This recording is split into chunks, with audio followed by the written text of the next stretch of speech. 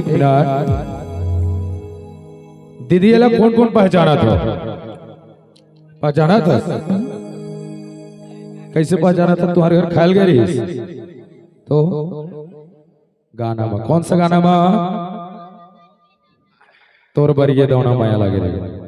छत्तीसगढ़ के एल्बम अभिनेत्री क्वीन है, सैकड़ों सुपर हिट गीत जिला आप देखे और सुने, वो गीत में नाचे है।